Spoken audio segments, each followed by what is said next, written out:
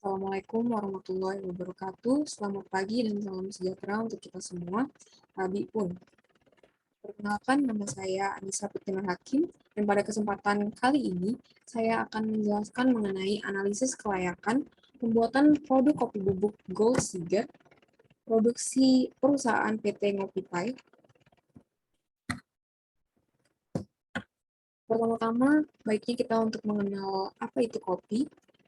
Kopi merupakan salah satu hasil komoditi perkebunan yang memiliki nilai ekonomis yang cukup tinggi di antara tanaman perkebunan lainnya dan berperan penting sebagai sumber devisa negara.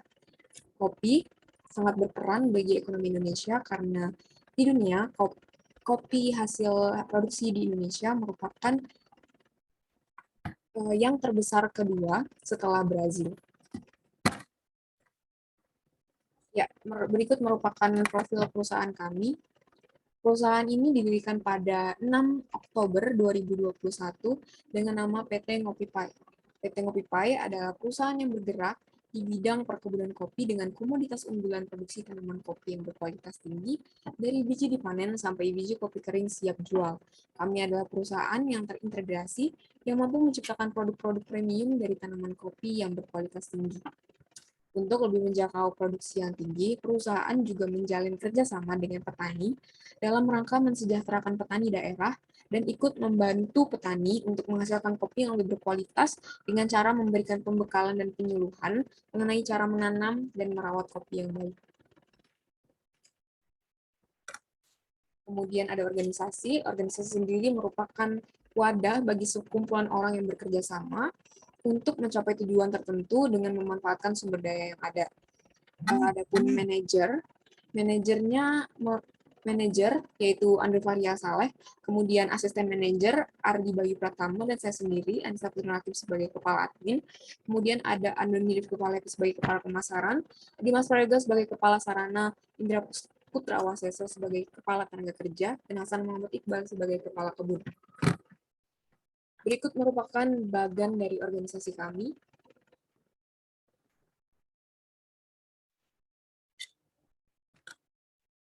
Dan aspek yang pertama yaitu pabrik.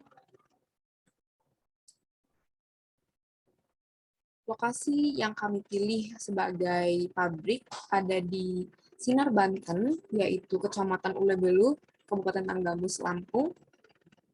Lokasi ini dipilih berdasarkan beberapa alasan, yaitu tingkat produksi Kabupaten Tanggamus merupakan yang terbesar kedua di Lampung. Kemudian, lokasi ini berdekatan dengan bahan baku, mempunyai lokasi yang sesuai dengan syarat tumbuh kopi, sehingga kopi yang dihasilkan mempunyai mutu yang tinggi, dan belum banyak pabrik kopi di daerah ini. Ya, berikut adalah layout pabrik yang telah didesain oleh perusahaan kami, didesain sedemikian rupa sehingga produksi lebih efisien.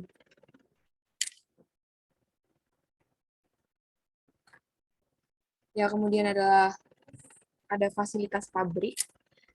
Pabrik ini terdiri dari beberapa jenis ruangan, yaitu yang pertama adalah ruangan utama produksi. Ruangan utama ini harus saling berdekatan dengan ruangan penerimaan, ruangan penyimpanan bahan baku, ruang produksi, ruang pengiriman produk, agar produksi efektif dan efisien dapat terlaksana. Kemudian yang kedua ada ruangan penunjang produksi. Ruangan penunjang produksi ini merupakan ruang pengendalian mutu produk dan area penanganan limbah yang dibuat untuk menunjang proses pengendalian mutu produk dan penanganan limbah dari produk tersebut. Dan yang terakhir ada ruangan non-produksi.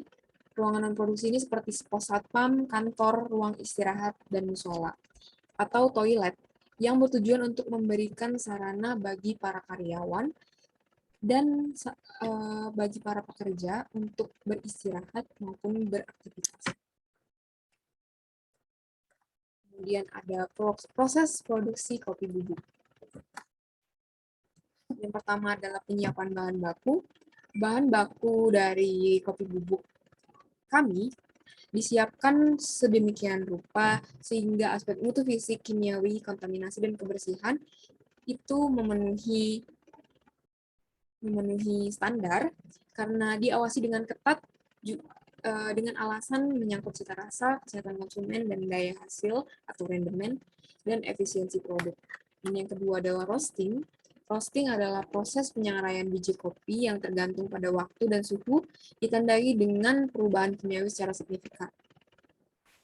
Selanjutnya adalah proses pendinginan. Proses pendinginan ini dilakukan tepat setelah penyengraian atau roasting. Setelah proses penyengraian selesai, biji kopi harus segera didinginkan di dalam bak pendingin. Kemudian dilakukan penggilingan, dihaluskan dengan alat penghalus atau grinder sampai diperoleh butiran bubuk kopi dengan kehalusan tertentu. Kemudian ada pengemasan. Pengemasan dilakukan untuk mempertahankan aroma dan cita rasa kopi bubuk selama transportasi, kemudian didistribusikan ke konsumen dan selama dijajakan ke toko. Juga pengemasan dilakukan untuk menjaga produk dari segala macam kontaminasi ataupun hal-hal yang tidak diinginkan dalam pendistribusian kopi. Kemudian ada studi kelayakan sesuai produksi. Yang pertama ada produksi. Tanaman kopi pada tahap TM atau tanaman menghasilkan dengan lahan 1.600 hektar dipelihara dengan melakukan berbagai cara seperti pemangkasan, kemudian pemupukan, perawatan, dan lain-lain untuk mencapai produksi kopi yang terbaik. Kemudian ada daya pendukung dalam produksi. Daya pendukung dalam produksi ini membutuhkan daya pendukung untuk memproduksi kopi hingga mencapai produk bubuk kopi. Daya pendukung ini dapat meningkatkan produksi kopi hingga perusahaan dapat meraih keuntungan yang lebih. Kemudian ada bahan produksi. Bahan yang digunakan untuk produksi adalah kualitas kopi yang unggul, tanaman kopi yang diberikan perlakuan khusus tadi, dilakukan untuk meningkatkan kualitas kopi dan mencegah adanya penyakit yang dapat menimbulkan penurunan pada kualitas kopi. Kemudian ada ekonomi. Pada aspek ekonomi, kita memberikan harga produk yang terjangkau bagi kalangan masyarakat. Jadi dengan produk kopi yang bermutu, kami masih memberikan harga yang masih bisa dijangkau oleh masyarakat, sehingga mereka dapat membelinya dengan mudah dan bisa merasakan cita rasa kopi yang khas dengan harga yang masih bisa mereka jangkau. Berikut adalah neraca masa pengolahan kopi kami, yaitu dari pemilihan buah atau sortasi, buah kopi yang telah sampai dari kebun, kemudian disortasi menurut warna atau jenis, kopi hijau, kopi merah, kopi kuning, kopi hitam, kemudian dilakukan pengupasan menggunakan mesin pulper, dilakukan penyucian dengan mesin washer, dilakukan grading atau sortasi kembali berdasarkan nilai cacat, kemudian dilakukan fermentasi. Ya, berikut adalah kesehatan keselamatan kerja atau K3. Adapun K3 merupakan usaha mencegah kemungkinan terjadinya kecelakaan kerja, penyakit akibat kerja, kebakaran, peledakan, dan pencemaran lingkungan. Tujuannya yaitu untuk menciptakan kondisi lingkungan kerja yang aman, sehat, dan bebas dari pencemaran, dengan memelihara kesehatan, keamanan, dan keselamatan tenaga kerja di dalam perusahaan untuk dapat mencegah dan mengurangi terjadinya kecelakaan, dan meningkatkan sistem efisiensi dan produktivitas kerja. Kemudian ada sasaran K3. Sasaran K3-nya yaitu menjamin keselamatan pekerja dan orang lain, menjamin keamanan, juga menjamin proses produksi yang aman dan lancar. Dan yang terakhir adalah norma. Norma ini berkaitan dengan keselamatan kerja dan diterapkan untuk melindungi tenaga kerja dan mengurangi risiko kecelakaan dan penyakit akibat kerja. Ya, berikut adalah jenis bahaya dalam K3, ada kimia, fisika, dan pendengaran. Kimia biasanya terjadi akibat terhirupnya atau terjadinya kontak antara manusia dengan bahan kimia, contohnya pestisida. Kemudian ada fisika, yang dapat terjadi akibat bahaya suatu temperatur udara terlalu panas, bau terlalu menyengat, ataupun suhu yang tidak normal, menyebabkan terjadinya perubahan, seseorang mengalami suhu tubuh yang tidak normal. Kemudian ada pendengaran, biasanya terjadi akibat suara berisik dari mesin. Dan selanjutnya ada cahaya.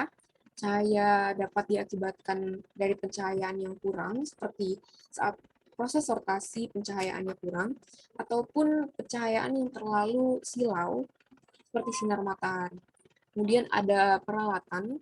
Peralatan merupakan sesuatu hal yang inti bagi pekerja pabrik ya, karena peralatan dapat memberikan banyak resiko seperti penggunaan peralatan yang kurang lengkap dan aman, yang tidak pernah dicek kembali kesehatan dan keadaannya, yang dapat mengakibatkan cedera, bahkan kematian pada pekerja dan orang lain.